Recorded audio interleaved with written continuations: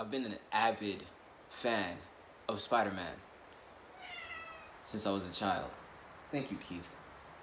But today I'm going to talk to you about Spider-Man Into the Spider-Verse. Now, Spider-Man Into the Spider-Verse is Sony's animated answer to what type of movie can we make animated-wise with the Marvel property.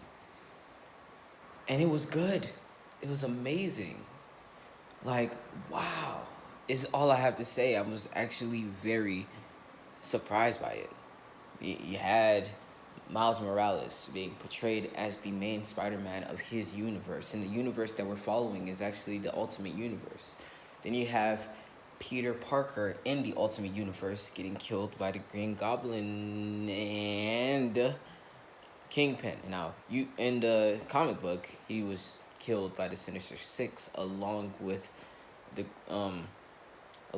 Green Goblin, but what killed him was getting shot by the Punisher right here.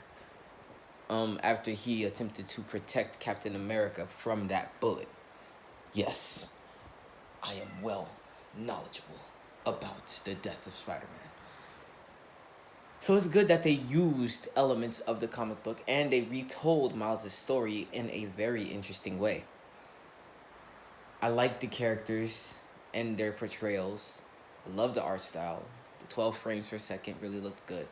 Kirby dots looked amazing. The streak lines, I forgot what they're called, but those also looked amazing. They were basically representations of how comics were colored back in the day. One of my favorite parts of the movie is that every single character had their core purpose. I don't want to get into spoiler territory, but I also love the representation of the villains. Now, if I'm not mistaken, some of the villains were taken out of other universes because there's a specific villain that does not look like the Ultimate Universe's version of that villain.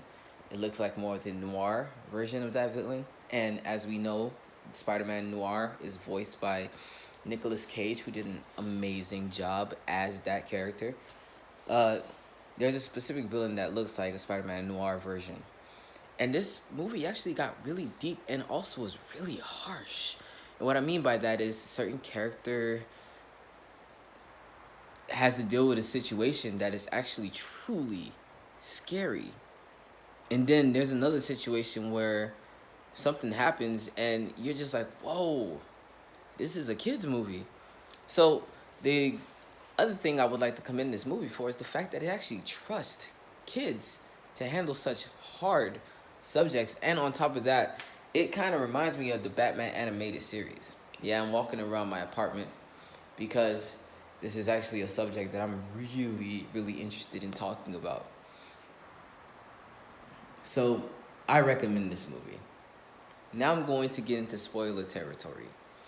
Don't worry about it. I'm just doing the first couple of videos in this format because, I haven't been posting in a while and I actually want content to be on this channel. So now we're going to get into spoiler territory. What I meant is there's a part where the Prowler, who is Miles' uncle, is chasing after Miles. And Miles is frightened, and the fear, you could feel it in your heart. You could feel his blood pumping. And then when he finds out who the Prowler is, you're like, whoa. And then that second part that I was talking about is when the Prowler finds out who he is. Because he now knows, he has known who the Prowler was. And in order to stop the Prowler from killing him, he takes his mask off. And when the Prowler, stops himself, Kingpin shoots him. And it was a very, very harsh thing that reminded me of the Batman animated series. I remember when Two-Face, when Harvey Dent became Two-Face, that was a hard episode for me to watch. Very hard. And I was a child. But the WB trusted us to be able to watch that movie. That being said, I really did enjoy the movie. There were plenty of parts. Also, Olivia Octavius.